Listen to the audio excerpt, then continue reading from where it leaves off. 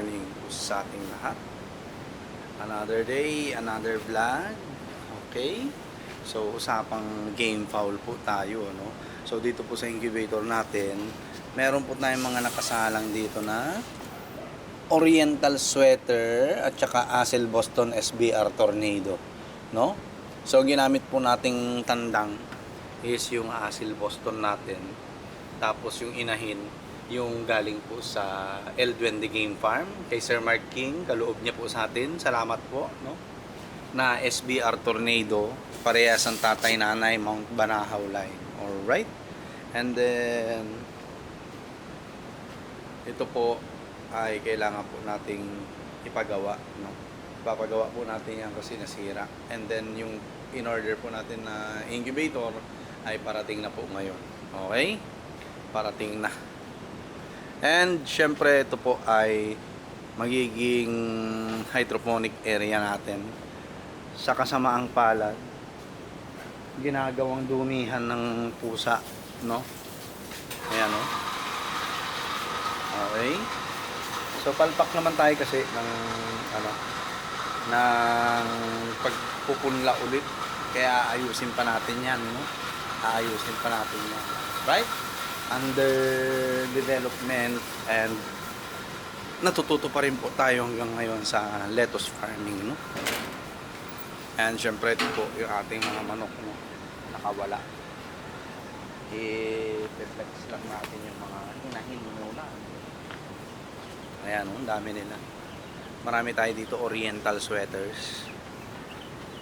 So ano po ba yung mga Oriental sweaters natin? Ang blood composition po ng mga Oriental sweaters natin ay 25% passive, 25% Boston Roundhead, and 50% sweater po, no? Ayan sila. Yan yung pulang yan, no? Yan yung mga itim na yan. Alright? Yan sila yan. Okay, yung mga yan. And then meron din po tayong yellow-legged hatch. Ayan po, oh. Yellow-legged hatch, nakakross po sa Gilmore hatch na light side. Okay. Ayan. And white Kelso white choco hatch, meron tayong tatlo. Ayun. Tapos ayun pa yung dalawa. Isang puti ang lumabas at saka dalawang white chocolate na inahin. And syempre hindi mawawala yung galing kay Sir Idol ARH Warbird. Yan yung Kanawayon Brassback Cross. Magkapatid po yan. Ayan yung isa. Parehas silang blue legs. Hindi mawawala yan. Hindi ako malilito dyan kasi parehas silang blue legs. Okay. Ito po ang area ng mga nakawala nating mga manok, no? So ayan, may automatic feeder sila. Diyan yung inuminan nila. Okay? Tapos dito po yung brooder natin, no? Meron po tayo ditong ayan, reject nga lang to yung daliri nyo. Hassel Boston SBR Tornado. Okay? Tapos dito tatlo rin Hassel Boston SBR Tornado. Lahat to lalaki po, no? Ang galing. Ayun. Ang lakas ng dugo. Okay? And then nandito na po yung ating, ito yung tatlong manok ng bossing natin kasi tayo po tumanggap po tayo ng breeding, no? Ng manok ng ating bossing. Siya po yung nagbibigay ng feeds at vitamins sa atin, no? Okay? Actually pinapapunta niya ulit tayo sa agri-vet niya para kumuha ng feeds, no? Ayan. At vitamins daw ng manok, no? Dalawin daw natin siya doon at kukuha tayo ng feeds, no? Ayan. Ganda nito. Ito ay si white Kelso white choco hatch cross. Talisay lumabas, no? Ito naman po yung yellow-legged hatch, naka-cross po sa Gilmore hatch na light side. At saka yun pa, no? Yun, kapatid po yan. Yan, at saka yun. Ito ang pinakamaayos ang mukha. And then ito sa atin na po to. no? Kaloob ni Idol ARH Warbird. Golden Boy sweater, naka-cross po sa Oak Grove Yellow-Legged Hatch. 3/4 ang dugo po nito ay Golden Boy. Ayan. And syempre hindi magpapahuli ang ating asil Boston Roundhead. Nagpanalo na po mga kapatid po nito, no? Nagpanalo na. Pero sa tagpuan lang. Ayan. Oh, white. Ayan, tingnan nyo naman yan. Tapos, the rest na nito. Ilan ba to?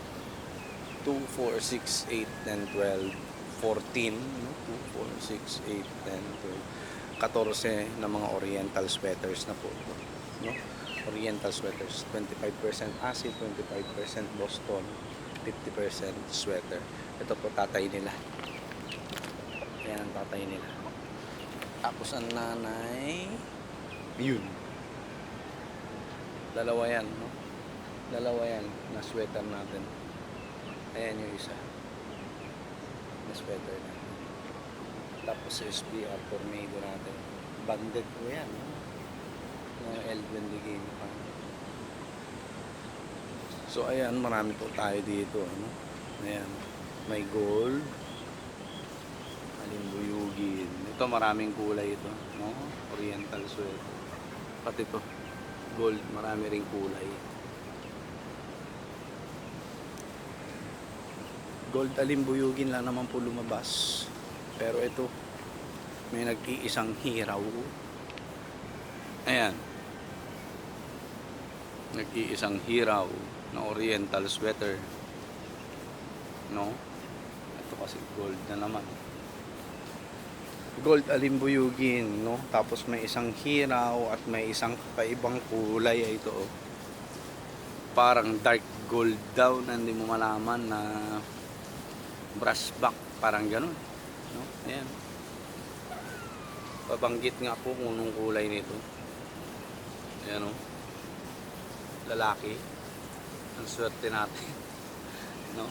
Lalaki. Kakaibang kulay, silang dalawa lang po na yung ibang kulay, hiraw at saka itong parang brass back na hindi mo malaman. And si Oriental Hatch po pala natin. Ito po, dalawa po sila napisa, dalawang lumaki, parehas lalaki. Ang isang pula at saka isang itim po, no? Pero kasamang palad po yung itim po natin ay namatay po. Yes po, namatay talaga. No? Kaya yun. Ito lang ang nabuhay, nag-iisang Oriental Hatch. Ayan.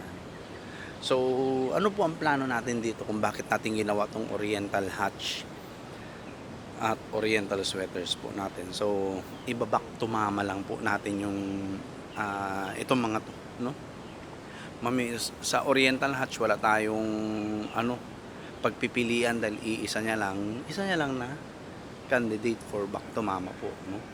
Pero sa Oriental sweaters po, since dalawa yung 5K sweater natin dyan na inahin, na original, is makakapili po tayo sa kanila dahil marami po sila, no? Marami sila. 13 yung naka-scratch pen dito, no? Tapos may dalawa pa yata na itim dyan na nakawala. Dalawang itim. Tapos yun, dalawang itim pa, no? Kaya marami tayong pagpipilian na iba-back to mama. Ito yung 5K sweater natin. Kailangan to mga to ma-safety na natin. Alright. Ayun yung isa natin 5K sweater.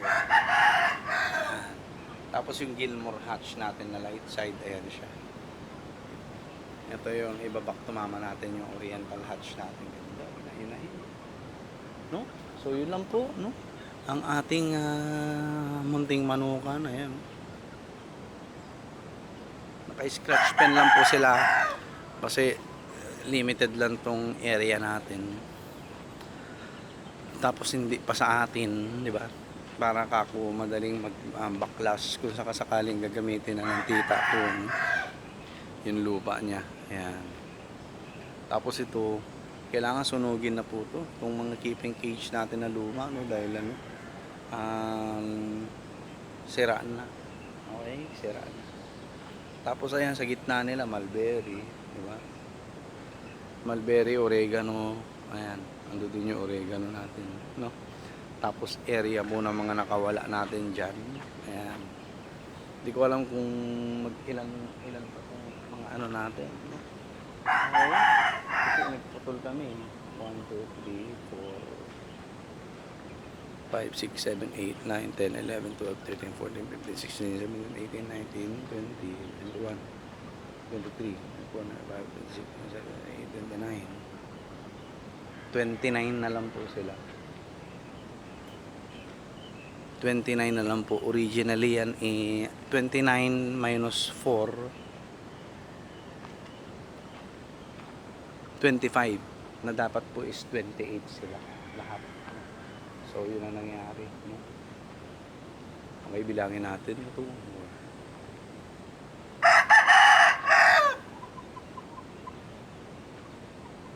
18.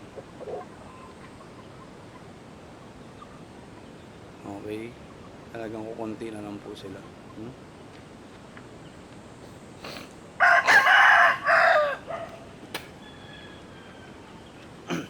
So yan po, no?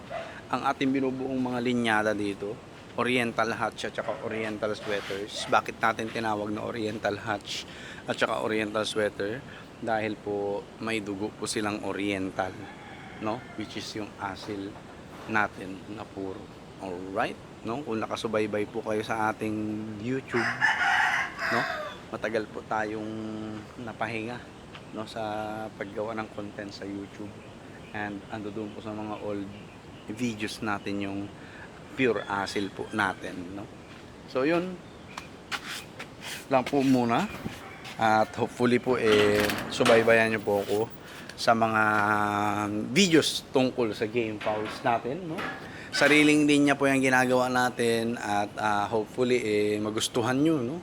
At hopefully magustuhan po ng mga sumasali sa exam, no? Okay? Dahil hindi tayo sumasali sa exam po talaga, no? Nag-breed lang po tayo just to yun, pastime po natin. And at the same time, gawa na rin tayo ng sariling linya, no? Ganon naman yun Alright? So, yun lang po. God bless po sa ating lahat. Peace!